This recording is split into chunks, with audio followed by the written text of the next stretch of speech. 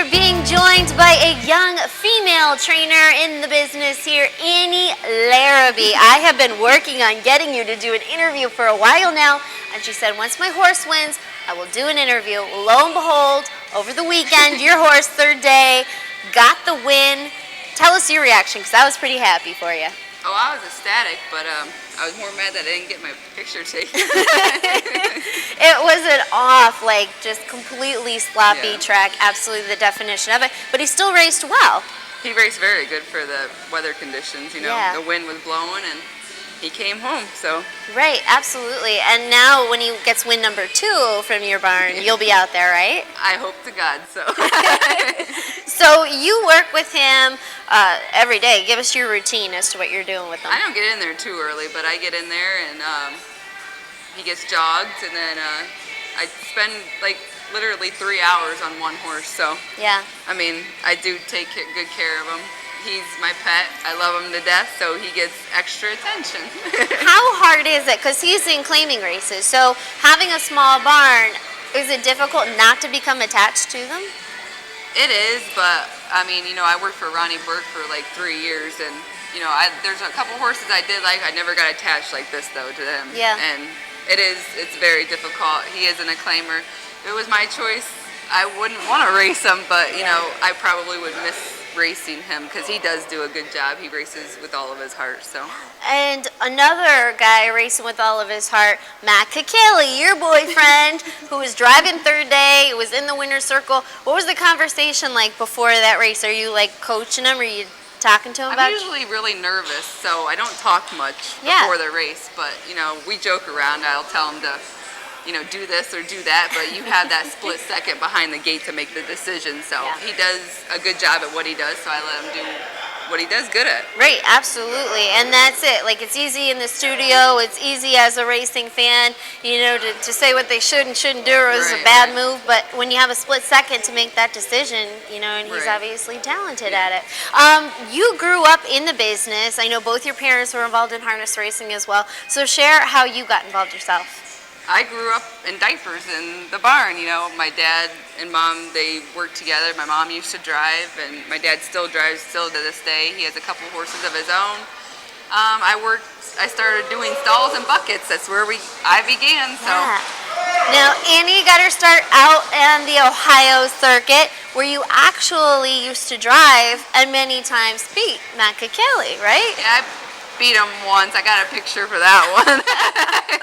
The other time he wasn't in, but I still win, and he was there for that one, so that was good. You got to blow that sucker up big time, put it over the couch. I would like to, but I don't think he'd let me put it over the couch. You had a really talented young horse. Tell us about that one. I had a filly I bought as a yearling at the Delaware sale for a little. It wasn't. I mean, she came for $1,000, and you know, me and my dad broke her and started racing her. I put her in the sire stakes. Matt would drive her in the sire stakes, and then I would drive her at the fairs. And I mean, she was a decent filly for Ohio. So. Did you ever have any mishaps in the bike? Any accidents? Anything? I never went down, but my dad had an open trotter, and I didn't hook the jog cart on the one side, and I got to the track, and I went to jump off to hook it back, and he got spooked, and well, he tore the jog cart up, and I hurt him, so he was out for a while.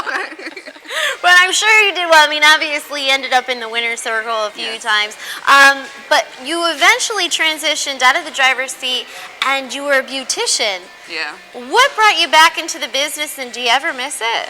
I try to juggle both of them. I did hair, you know, 4 days a week, and then, you know, my dad would take care of my horses then, and then the days off I would, you know, do whatever I had to do, and then I'd go to the fairs and race. I did hair for 5 years, and then I did the horses as well, and then when I met Matt, I moved to Cleveland to work for Ronnie Burke at Sabra Farms. And it's very difficult to keep the, you know, the beautician license going and, you know, doing the hair because we travel so much, and you know, I would like to go back doing it eventually. But you can also do the horse's hair, right? Were you ever going to see third day with like braids or maybe some blonde streaks? He might get a braid, but I don't know about the blonde streaks. So ultimately, we know you guys moved east. You raced here at Pocono. You used to work in the barn plenty. So are you learning, I mean, for training or for people's horses like Ronnie Burke and a lot of top trainers, I can imagine that you're picking up things along the way. Oh yeah, like Ronnie, the way they do their thing, they do it differently. I work for a couple other trainers. Everybody has their own ways of training and getting their horses groomed. You learn a lot. I mean, you never stop learning. Right, right. And that's a lot of times when we talk to top trainers or trainers who have a lot of horses in their barn, they're relying on that good support and hard work from people to get their horses ready, race ready, and get them out on the track. Absolutely. Are you yourself looking to grow your barn, you think? Me and Matt have talked about it. I don't think so. I like the one horse. I like the way that goes, and I'm doing good with him, and I like to have all my attention on that horse right now. Yeah, no, absolutely. And obviously you got a winning touch there. That horse will be back. What would you say that you love about your job? Obviously you love the animals. It's loving the animals and being outside, and when you have a bad day and you walk into the barn, it's like they just show you that affection that I don't think you can get from a human being. Yeah. Every time we've talked to Maddie, he always references you and his family for providing the support that you do. I can imagine you guys are moving around a lot, and he offers you support as well. Oh yeah, most definitely. We're there for one another, and I think that's what keeps our relationship strong.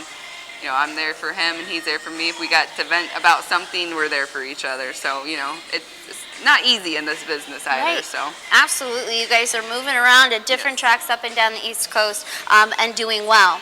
So we've asked Annie about her career, we've asked her about her personal life, and now we want to find a little bit more about what she likes to do in her spare time. So Annie, talk to us about sports. Do you follow any teams? I follow Ohio State football. I'm still an Ohio State fan. I'll always be an Ohio State fan. What about when you go out to eat? Do you have a favorite restaurant or a favorite food? I don't have a favorite restaurant, but I have a favorite food, and it's pasta. And what are you washing that dish down with? What's your favorite drink? Any kind of alcohol. Some celebratory drinks when your horse is winning. You gotta do it right. What about a dream car for you? Is it this Mercedes-Benz behind us here? No, it's a Cadillac Escalade. I pushed Matt for that, but I don't think I'm gonna ever get that. You guys are getting there in time. What about a dream vacation? I know you don't get much time off, but where would you like to see in the world? I'd like to be at the beach, so Bora Bora would be my my dream vacation. She's got it planned out. She has like the tickets booked. You just have to get the hotel. You're there. You're already there. What about a television show? I love New Jersey Housewives. I'm addicted to that. Like flipping tables and throwing dishes. I like that. As long as I'm not in the drama, I like watching the drama. It is good TV. So I get to talk to a girl. I always hear from the guys their favorite Hollywood crush is like Jessica Alba, Jessica Simpson. What about when it comes to guys for you? Who would you say was your favorite leading man? It would be Brad Pitt. Most of all, but David Beckham, he's hot. Oh, he is. That's a very good choice. So this is why I like talking to the ladies. If you could have any superpower, what would you choose? Invisible, so I could just pop up whenever I want.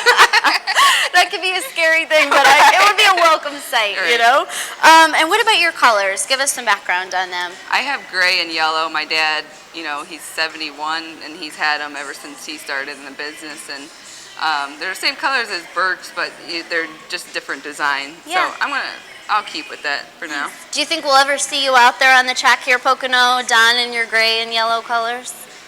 I would like to, but I don't want, no rush.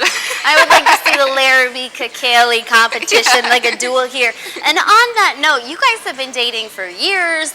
You changed states. I mean, at what point is he going to make a decent woman out of you? I asked him this question. I gave him a good ring size and everything. Like, are you going to get down on your knees at some point and propose? I won't, but he should. Yeah. Hey, he's afraid of commitment. What can you say? You heard it here, folks. You're here to hear first, Maddie. Prove her wrong. I think that you guys will both do well. Happy, healthy year. We wish you much success. And hopefully we will see Annie out back in the winner's circle with her bright white smile sometime soon. Thank you again. Thank you, Kelly.